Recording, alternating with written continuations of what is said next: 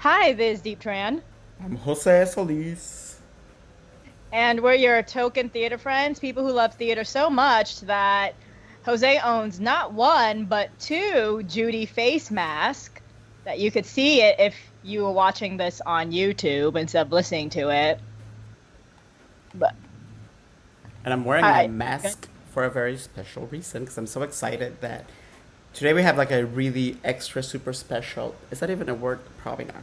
We have a special, very special episode because it was so big and so long that Deep even called us Infinity War, which is like a straight thing, right? yes, it Okay. is very strict. So we ended up with an It is episode. token theater friends, Infinity War Part 1. I want Gwyneth Paltrow to play me. Is that problematic? No. Okay. We have a very long episode and we want to share all the good stuff that we have for you. So we ended up deciding to, instead of like super editing our episode, we are going to give you two episodes instead of one this week. We have part one, which is going to be an interview with George Salazar, who you know from Be More Chill. And if you were lucky enough to see him in Little Shop of Horrors in California, which is why I'm also wearing this, I'm so Which you also excited. cannot see if this is a podcast. I'm very nerdy today. I'm sorry. But George is doing Night of a Thousand Duties on July 14th. So we're going to be talking to him about that and what he's been doing in quarantine. And in part two, Deep, what are we doing? Part 2, we have our Hamilton Congress, where we have two very special guests come in to talk to us about, wait for it, Hamilton. Because we've noticed that just like in 2015, right now, most of the people critiquing Hamilton are white people, which is pretty problematic because the show is written by a person of color and is starring people of color. So why are there very few people of color who are not named Soraya McDonald writing about it? Who knows? But we decided to do something about it by bringing in two amazing guests to talk about it. First, we have Heath Saunders, who is an amazing actor and composer, and you may remember them from Natasha Pierre and the Great Comet of 1812 on Broadway. So they have experience performing, and they will give us they gave us insight on whose performance translated better onto the screen. No shade. And our second guest is Kalendra Smith, who is an arts journalist and friend to me and Jose, and she critiques theater in Atlanta for Arts ATL and the Atlanta Journal-Constitution. So it's a really long discussion, but we promise you it is worth it because we go in. We go in far. We almost didn't come out. Will they be satisfied? I don't know. We hope you'll be satisfied, but we will never be satisfied with our Hamilton discussion because we could have gone on for longer. Oh my god, we could have, yeah. And we put in a lot of work. Yeah. So first off, let's go to the George Salazar interview, and then in the next episode, which will be dropping on Friday, I guess. Yeah. And then the next episode, which will be dropping on Friday, we'll have the Hamilton Congress. Hi, George. Thank you for joining us. Oh my God, thank you guys for having me. It's so nice to see faces. Not the same faces that I've seen for months. Yeah, I mostly talk to myself in the mirror, so yeah, I completely agree. um, I am so excited. Like as you saw with my mask, and as you may see from my tattoo, there's not no. She is. Just move her over just a little bit. Yeah. I'm like the biggest, maybe not the biggest, because like I have a lot of competition, but I'm like such a huge Judy fan, and Night of a Thousand Judies is like one of my favorite things in the world. Like when I first found out that it existed, I was like, Justin is like, Glinda, like bringing magic to my like humdrum Dorothy life. So, can you talk a little bit about what's your personal Judy experience and why you wanted to be a part of this? That's gonna be like an even more special night because we are in quarantine. Yeah. You know, we're all like super bored first and foremost, and so having something to do is really nice. But on top of that, you know, my Judy story started kind of late in my life. I was introduced to her work, you know, outside of course, The Wizard of Oz, but I was introduced to her work probably back in like 2015, and fell hard very fast, you know, and just knowing what she means to the gay community. And then also this evening of Judy songs, the 8th annual Night of a Thousand Judys. You know, it's the money will be raised to benefit the Alec Forney Center, and so it's a good cause, it's a good time, and I'm just honored to be a part of that lineup too. You know, we have like Lena Hall, Adam Pascal, Alice Ripley, Ann Harada. You know what I mean? So it's a good group, and I'm really excited to be a part of it. Yeah. And how did you pick your song? Or can you tell us what your song is? I'm not allowed to tell you my song. I got that in an email. I got an email that just said, don't talk about what you're singing. You know, actually, I will say, I really wanted to sing Smile. But I guess we hit a couple roadblocks with getting the music rights clearance, which has been a whole nother obstacle in the age of Corona, of like, you know, we want to like do live streams so that we can give our audiences, you know, something to watch, something to maybe, you know, distract them from the pandemic. But music rights are such a thing. And so we couldn't get Smile. So I will be singing a different song that I didn't know. And I learned for the show, and I'm really excited to sing it. So can you tell us a little bit about performing virtually? Just because, like, what was the logistic like when do you have a track you're singing to? Do they send you a piano accompaniment? How does that work? Yeah, you know, I think there were so many attempts done at the beginning of this that we as a community have figured out like the best way to do this. You know, obviously duets don't work because of a delay, which I have like a whole I was hosting a talk show at the beginning of quarantine, and every episode ended with a delayed duet where we sang a duet. I sang a duet with a guest, and it was a train wreck, but it was like, you know, when you commit to the train wreck, people really enjoy it. Yeah. But I think we figured out a great system. Basically what happens is we get a track that is, you know, put together by the MD. Tracy's our MD for Tracy Stark for the concert. But they'll record a track, they'll send you the track. And there are kind of two ways to do it logistically. One is to sing live, which can be tricky with a track because Tracy was playing something without me, without my vocals. So you kind of really have to figure out when the track slows down. It gets a little tricky. The other option is to record just a track of me singing to the track, and then we can edit that over, almost make like a music video, you know, where you're kind of lip syncing.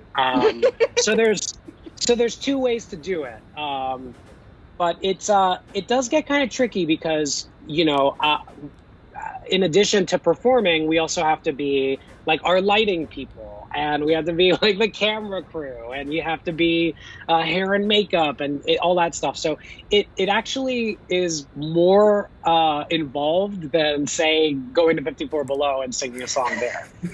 You know, it's a lot more involved. I can imagine, like, well, actually, Deep and I do not believe in the delay, and we prepared a performance of Get Happy. Happy Days are here again for you. So, ready, Deep? No, I'm kidding. Oh, God. Jesus. Obviously, you would be Barbara, because I'm a little bit, just like slightly older. But, you know, we could talk about all the things that you could have been doing, George, if there wasn't like a crazy virus killing everyone. But instead, I want to talk about the things that you have picked up. Have you picked up any new skills in quarantine, or have you learned anything new about your craft or your art that you're like, hey, like I really want to use this if we ever go back to touching people again and being in community. Yeah. Like in-person talk shows? Yeah, in-person talk shows. So my show, that was a skill, a huge skill that I conquered. The show we raised about $10,000 in, I think, about 8 weeks, 8 or 9 weeks. I had people like Nico Santos on, I had MJ Rodriguez, I had Joe Iconis. And so initially that show was built as, like I said, a distraction from COVID. And then George Floyd's murder happened, and the Black Lives Matter movement really, it gives me so much hope to see how huge that movement exploded. And so I decided that this show that was like light and fun was not the appropriate use of space and time. So I put a hold on that show. But in the months that we did that, I learned how to live stream. I learned how to host a show. I was working with a producer, Sam Pasternak, who's typically a segment producer on various talk shows. He did like Meredith Vieira's show. He's working on Drew Barrymore's upcoming talk show. So I really kind of got to hone in on that side of things that I would like to do someday.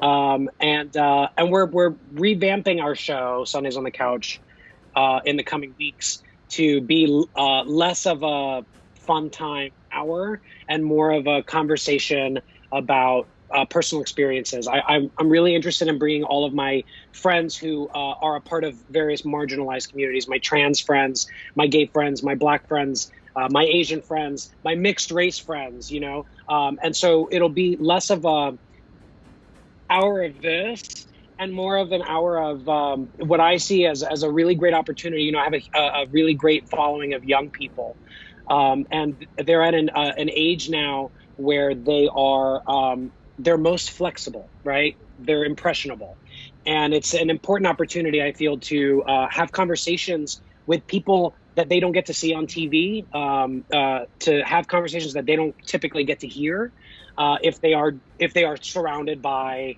just mostly white people, and so I'm really excited to share so many individual journeys and stories and experiences, issues of race and transness and gayness and all those things. Because it's I feel like I have a really, really great opportunity to kind of further the conversation and teach them a little bit, teach them without them knowing that I'm teaching them. Wow, the concept for your revamped Sunday on the Couch sounds like the concept for our show too.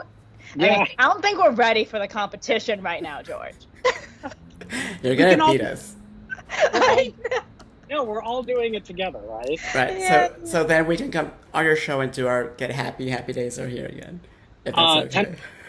Yes. No, I think the delayed duets aspect of our show will stay. All right. I love the idea of sharing so many people's stories and trials and tribulations and struggles, sharing two different stories. And then watching those two people, through all of their differences, sing the same song. And yeah, it might be bumpy, and yeah, the delay might be wonky, and yeah, it might be sloppy and messy, but it's two people seeing through their differences and singing the same song together. And I think, so I would love to have you guys on it. No pressure, but I expect performance ready, costumes, makeup, everything. Oh shit, I gotta get a ring light. Yeah, you gotta get a ring light, girl. Oh my god. Oh, so speaking of like real conversations, I'm sure you saw the We See You White American Theater letter, and what happened in June with George Floyd. And so was that what inspired you to tweet very frankly about last year's Tony Awards and the exclusionary, environment that? Yeah. I've been having a lot of really incredible conversations, and the most recent one was the day that I tweeted about my Tony's experience last year. I was talking to an old classmate who went to the University of Florida with me about racism within that institution, and we were trying to kind of get a ball rolling on issuing some sort of call to action to the university to fix to fix some issues that have been around in that school for quite some time. I graduated there in 2008, and it seems like not much has changed since I was there. And so in the process of having that conversation, and kind of for weeks leading up to that, every time I had a conversation about race, somehow the Tony's experience kept coming up in conversation. It was a really difficult, a painful experience for me, like really painful. And it was kind of a huge factor in my decision to move to LA. It felt, it didn't feel good. It didn't feel good to have experienced that. And what also didn't feel good was that I kept having these conversations about it, and it kept bringing up all of these feelings that I had worked really hard over the last year to kind of process and deal with, confront, and then say goodbye to. But I kept having these conversations, and it just kept working me up. And I felt like it was, people are listening and people are watching. And, I issued like a follow-up that was like, I'm not asking for an honorary Tony Award. I'm not asking for a performance slot in the next Tonys in 2030. Like, I'm asking that these kinds of things don't happen again. It takes a little bit of thought. And I think the biggest issue in our industry is that there aren't very many people of color in leadership and power positions within the industry. And so if there were, I don't think something like that would have happened, because there would have been another kind of perspective to clock that and say, maybe this is a bad idea. Maybe we shouldn't have 4 white people sing a song that a mixed race, gay, Latino, Asian sang, especially if we told him from the beginning that there wasn't going to be any time. So, I needed to get that off my chest, more for my own mental health in the middle of a pandemic and being trapped at home. But I also wanted to, I think, like I said earlier, the Be More Chill has allotted me this really incredibly supportive community of young fans. And I've never taken that lightly, and I've never taken that for granted. And it's important to me that I be someone that I didn't have growing up, so even if there's one brown kid out there who watched a bootleg video of me singing Michael in the bathroom and felt empowered and emboldened to pursue a career in the arts, then my God, it doesn't matter how many Broadway shows I get, how many chances I have to perform on some big stage. It's that's what it's all about for me. And that's what keeps me going. Especially in a time when it's really hard to find the motivation, right? And to find the hope and optimism sometimes to say to myself yeah, no, we'll be back on stage soon. It's and so I of course the Black Lives Matter movement and the We See You letter had a lot to do with that. But really what it was as a result of all of those things happening, I couldn't keep reliving that. And so I just needed to say it once in a public way. And that's something, those feelings were something that I held inside for a year, you guys. And my closest friends knew my feelings about it. But you don't want to rustle feathers. You don't want to upset people. You don't want to point fingers at people. You want to especially as a person of color in this industry, you really want to play it as safe as possible, because you don't want to screw up your opportunity to continue to do work that is at a caliber that you've grown accustomed to. So, yeah, that was kind of the thought process behind sharing my feelings about that. Yeah, because we basically get one shot, right? Not to like be all like Hamilton like, but if we miss it, like And usually like yeah, yeah, we usually don't get another one. But it's so perverse in a way, like the universe, destiny, whatever, because it seemed that pre-COVID and pre-quarantine things were kind of looking very good for people of color. You did Little Shop, and that cast was like deep got to see you. Like I didn't, and I, yeah. Anyway, I was very jealous at I'm the time. very sad Jose didn't get to see you. I'm very sad Jose didn't get to see either. I really hope that there's a possibility of a future for that show in New York, because uh, you guys, I mean, we've sold really well at the Pasadena Playhouse, but doing the stage door after every performance and seeing more people of color in the audience here in California than I did the entire run of Be More Chill. I think it also speaks volumes about the inaccessibility of Broadway, the high ticket price, and how a lot of people just can't afford. I know growing up in my mixed race household, we could never afford airfare to New York, hotel accommodations, and Broadway show tickets, on top of like food and all that. And, I Heart New York T-shirts and stuff like that. There's just no way. There was just no way we could have done that. And so having that show live in Pasadena, where the average ticket price was maybe like $40-50, it was such a great opportunity to reach little kids who look like me. And it was a really powerful, Be More Chill means so much to me, but in a huge way, like that production of Little Shop was such a career highlight for me, because I got to tell a story that so many people know and love through a different lens. And it was moving to be a part of, and yeah, I mean, just meeting all those brown kids at the stage door, just like, it wrecked me in the best way possible.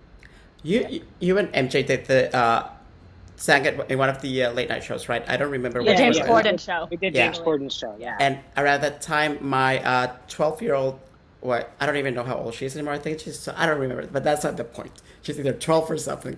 But my 12-year-old niece was, she, for the first time, she realized that she wanted to go into a performing arts high school. So she wanted to audition with, a song from Little Shop. And she was like seeing all the, what she knew, right? She had only seen, apparently high schools really like doing that show. So she had only seen, white kids do it. And she had only seen, her sister had been in it, and she wasn't like good enough. So she had just been like a prop person. And then I was like, no, wait a second. And like, the week that she was applying for schools, you sang it with MJ and in the James Corden show. And she got to see it for the first time. And like, just to look, the sparkle in her eyes, and like her mouth was like, she had no idea that people, with her skin color and people who looked like her could do that. And I was like, thank you for that. Although you weren't there, George, but you were. So, and she got into the high school that she wanted to go to. So Yes, work. I was very happy. Yeah, I was very happy for her. Please send her my love and congratulations. I don't even know her, but I'm proud of her. No, but that's such a great point. It's like, I think this is a moment where people are free to, and by free I mean that the pandemic has really allowed everyone to kind of sit at home and think about what it's like to be in someone else's shoes. And so how many opportunities do we get to do that as like a nation? Marches and protests in all 50 states. Like, when was the last time something like that happened? It's a moment where people are really like amping up their compassion and empathy levels to understand other people. And I hope that that there are non-Latino, non-Asians who can watch that performance and understand what it must feel like to be a little brown kid seeing that on national television. I mean, it was a huge honor to get to be on that show and to get to sing that number with MJ. And just knowing that that video is still circulating on YouTube and it's still getting likes and views. Yeah, I mean, the sky's the limit. It's such a simple idea to give a platform to people of all skin colors and backgrounds. The impact that can have, and we see it with your niece. What was your relationship? We see it with your niece. Like, it's important, and it does make a difference. And for as long as I can remember, there's always been this conversation happening in the Broadway community about how the importance of the arts, right? We want to save the arts, and we want to save arts education. And that's all fantastic, but also, like, there's something really educating in a young brown person seeing someone that looks like them on stage, right? And that there is something to leading by example in our industry, and taking as many opportunities to teach and encourage young people as possible. And this is such a great way to do that. Yeah. And the thing is, like, if you do something like that, Little Shop of Horrors that you did with MJ on Broadway, then it sets a precedent for how that show can be cast. Because what was really frustrating to me, because I saw the New York production after I saw your production, and what was frustrating to me was the fact that it was cast exactly the way it was done in the 1980s, and the first production always sets the precedent for it. Right. And so the 1980s, there was a lack of imagination in terms of diversity, and so that precedent just perpetuates itself today. And so I don't really know what the question is, but actually, because when I watched the Pasadena Little Shop, and then I watched Parasite, the Bong Joon-ho film. I really loved your write-up. Really loved it. Really loved it. Thank you.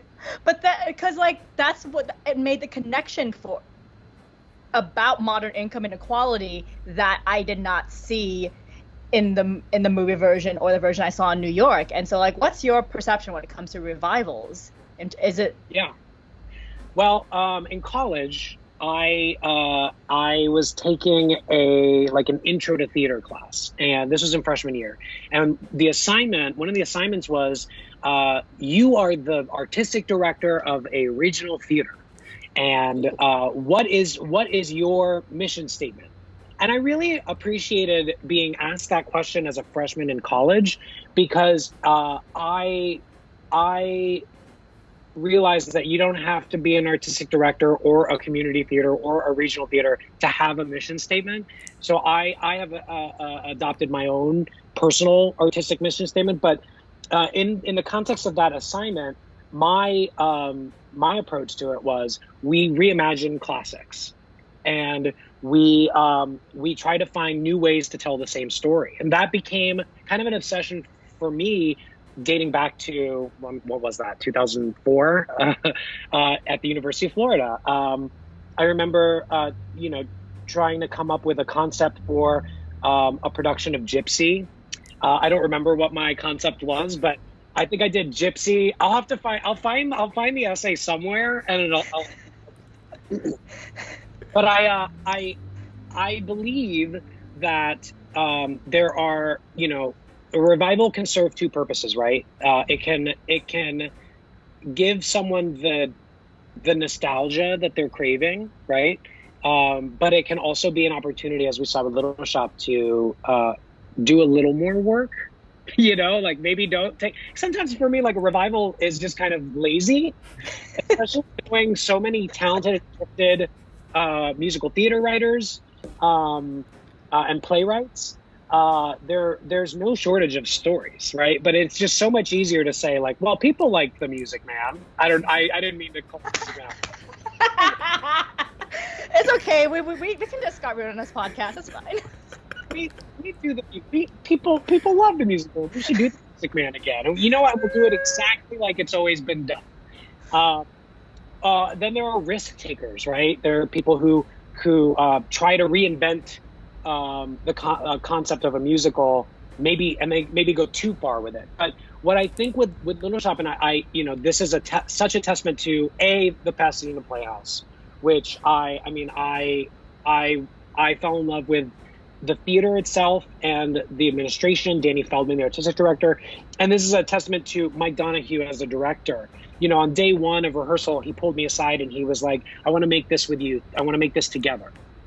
And if you have any ideas or thoughts or concerns or questions or anything, please tell me. Let's do this together. And it was like the first time in my career that I was kind of in the passenger seat. Instead of, you know, in a trailer somewhere. So it was, I mean, it was awesome. And we had really, really great conversations. And, you know, I was just talking to, so right now I'm with my friends Nico Santos from Superstore and Zeke Smith, Survivor, and Trans Icon. We were talking about the decision, Zeke was asking, like, what was the decision to change the key of Suddenly Seymour, for example? And I told him, I was like, you know, it was actually, because we all agree that it was very powerful to see MJ kind of drop into that part of her voice. And especially after singing, you know, so high for the entire thing. And then to sing lyrics like The Girl That's Inside Me. And suddenly it's this moment where Audrey feels like she can just be herself. And you know, Zeke was like, it just felt like it should have been a trans woman the entire time. Like it should always have been a trans actress playing that part. And so we talked specifically about the key, and I told him, I was like, it was a happy accident. It was like the vocal part for Audrey gets super high. So then the question was presented like, you know, is this sustainable to do 8 times a week? And MJ, of course, is like, I got this. But then I was like, you know, it's actually kind of low in my voice, because the original key, I think, would start with like, lift up your head, wash off your I don't have those notes. I don't have a low voice. And so we played for about like an hour and a half. We sat with Daryl, our MD, and we sang through it, and we raised the key, we lowered the key. We tried to find the sweet spot. We found that spot that was actually comfortable vocally for me, comfortable vocally for MJ. And then what happened as a result of that happy accident was this really powerful, almost like first time we've ever seen Suddenly Seymour performed, right? It felt so fresh, and it felt so new and vibrant and honest, you know? Yeah. I forgot what your initial question was. Don't get me started on Little Shop. I will go into a full tirade. It's okay, and you answered it. It was sort of like revivals, you know, versus innovation. Yeah. But yeah, I was trying. I'm in a place now where it's like, and I think we all kind of are socially, like, if we're gonna revive old works, we really need to be doing the work, right? And we really need to be bringing a fresh eye. And Little Shop, fortunately, it worked. We didn't change any of the lines. There was no mentioning of Audrey in our show being trans. Like, there was just, we did the show as it was written, and it worked, you know? Sure, our plant was pink. I love the pink plant. I love the pink plant too. I always felt like it was problematic to sing Somewhere That's Green at the end and not have the green plant, but I loved the pink plant. I loved the pink plant. Don't get me wrong. I wonder though if we do it again, if we do a green plant. Or she could be 2 colors. The thing about that plant was I kept waiting for her to get, you know, like just steadily bigger. And I know it was like a metaphorical thing, but at the same time I was just like, I just need a giant plant. That's what I came to. But see, that's all of our right? Our nostalgia kind of creeps in different ways. So, you know, you wanted a big plant. I know Kevin Chamberlain, who played Mushnick, there was one day, and I still give him a hard time about this, but there was one day rehearsal where they were showing us the plant, and he turned to me and he goes, I really hope someone comes in here on the weekend, spray paints that shit green. It was really, but no, everyone's nostalgia kind of works in a different way. For me, it felt I was like so relieved to be doing a show that where I mean, it felt like we were doing the world premiere of Little Shop. You know, we weren't holding on to any of the precedent established by the first production back in the 80s. It was it felt fresh and new, and as an artist, that was really satisfying to be a part of.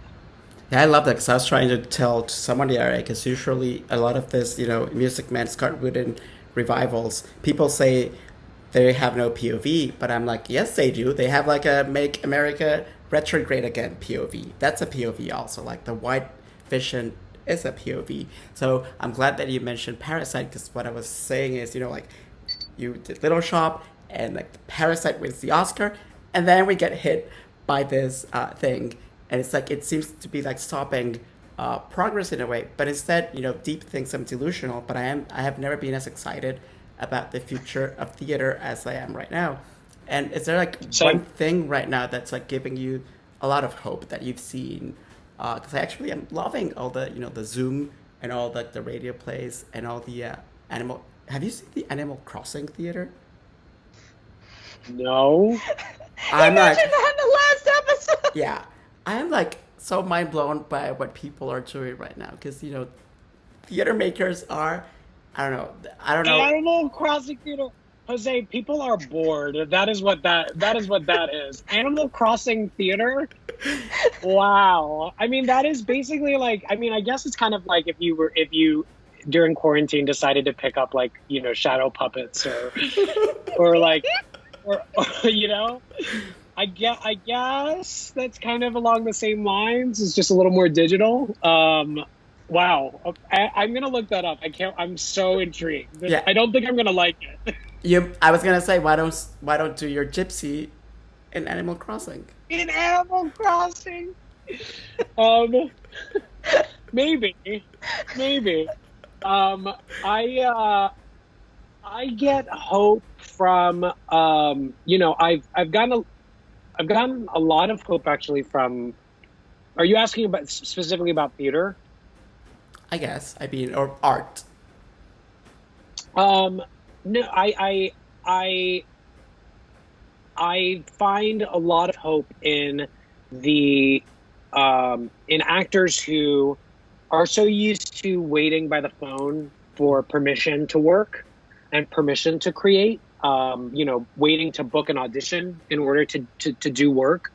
I find a lot of hope in seeing people create on their own, whether it's like a group of 4 friends singing songs for a new world or something like that, and like editing things together. That I feel immense hope for. But then that hope, not to be a buzzkill, but then that hope is shattered by people who refuse to wear masks in public and are gathering and going to parties. And the longer that this thing exists, because of people not taking it seriously, the longer it takes for all of us to get back to doing and watching what we love. And so, I try every day to find hope in one place, and then try not to invest any of my mental, brain space and bandwidth on the harsh realities of the situation. But if I'm going to be completely honest with you, I'm not feeling totally hopeful right now.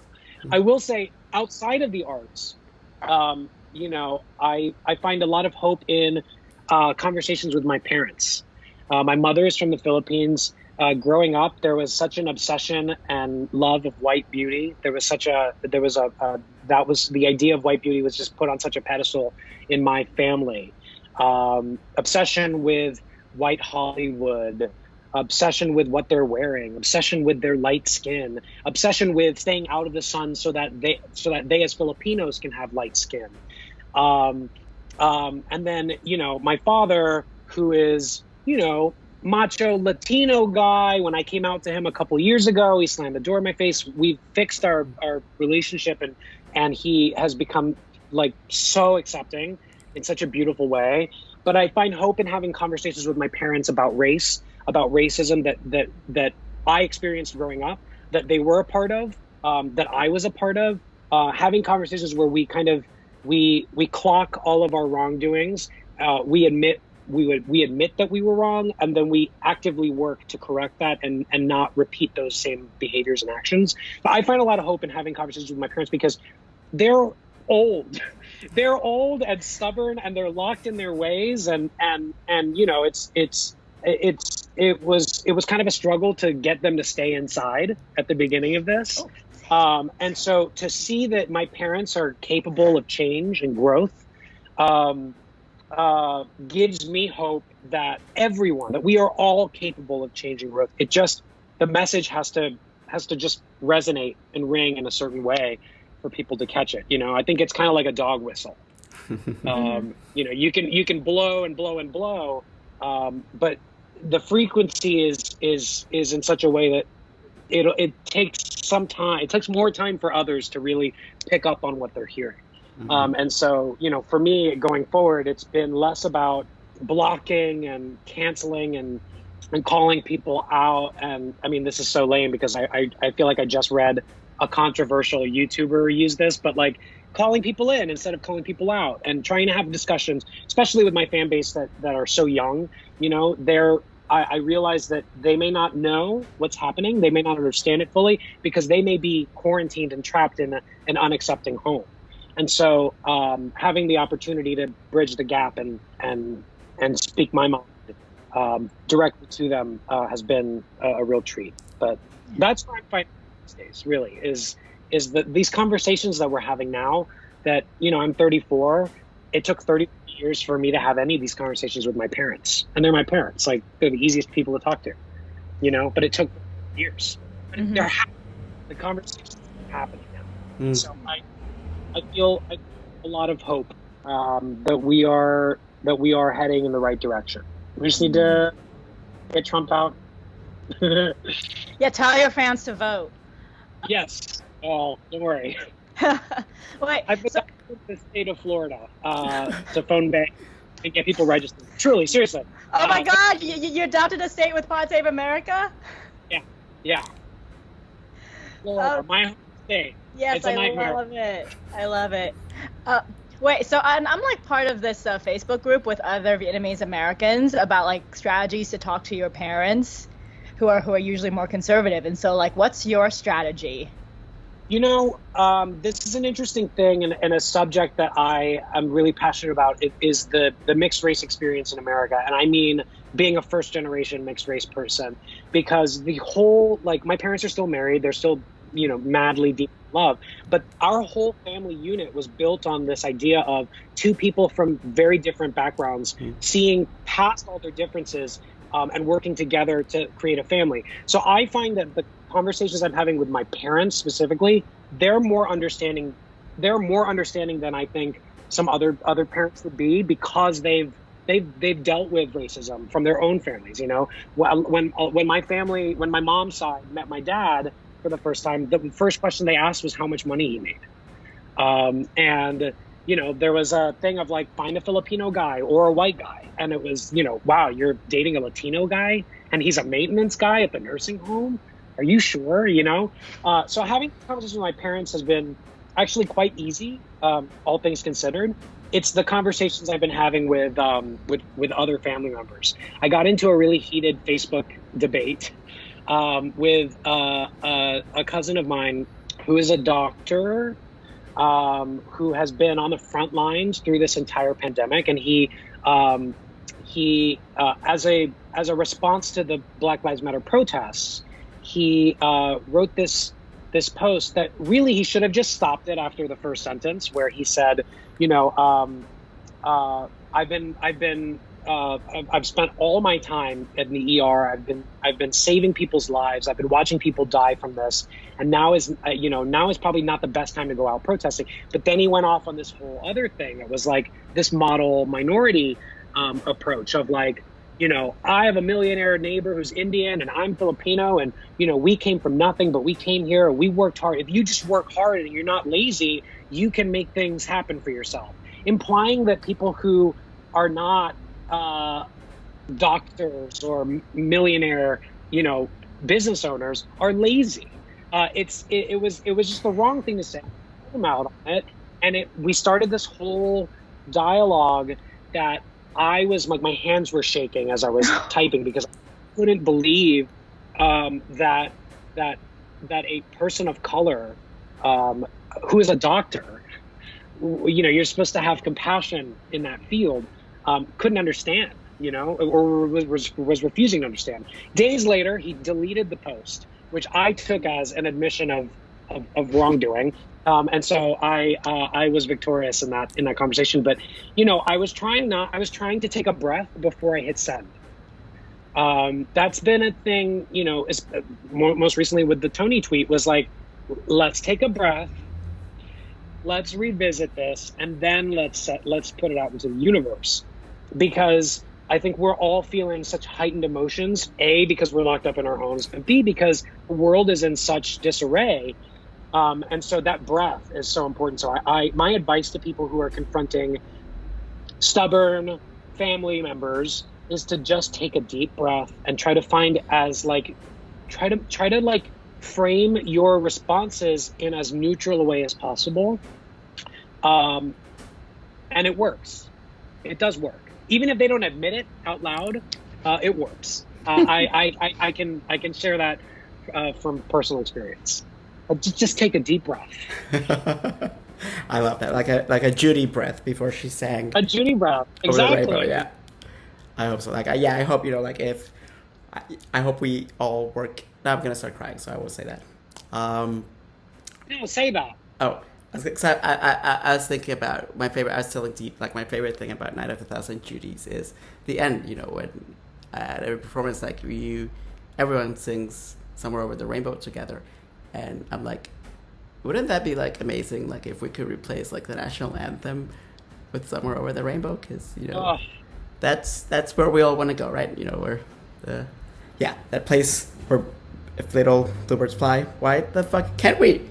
Anyway, lightning round, Deep. And we can. That's the thing, is we can. That's what's so frustrating, is we can live in that world. It's like I said earlier when I was talking about revivals, it just takes work. We just have to do the work. And now is such an incredible opportunity because we have the time to do the work. And I find hope in my white friends and white allies who are doing the work, and so that's it. I mean, we have to do the work, and we have to do it together. Thank you again, George. Enjoy the. Thank you. Thanks so much, you guys. Thank you. Let me know if the album's ever coming. The Little Shop album. Yeah, I will. When I find out, you'll find out. I'm sure you're gonna find out before I find out. Actually, it's not always how it goes. I want to pull also. I want to be in California. Maybe we should, since apparently all the fun things are happening in California, maybe we should do that Sex and the City train trip that Samantha and Carrie do. How do you feel about that? If we're the only people on the train, sure. Do you want to get COVID over 3 days and shower over a toilet? I mean, at some point, not right now. But anyway, thank you, George, for joining us. I cannot wait for Night of a Thousand Judies. And this was our show for today. Well, this was our episode for today. Tune in for part 2 tomorrow when we're going to have the Hamilton Congress. So. And we are on Patreon. So if you would like to support our work and make sure that we have more amazing conversations like this and more writing on our website, tokentheaterfriends.com. We write stuff too. Then please be a patron. It really helps us out because Jose and I are a 2-person Congress most of the time. We're like Lin-Manuel. We're like Lin-Manuel and Tommy Kail. We make gigantic stuff together that may piss some people off. Hopefully. Fingers crossed, yeah. Yeah. So thank you all, and tune in tomorrow for our Hamilton Congress. Bye.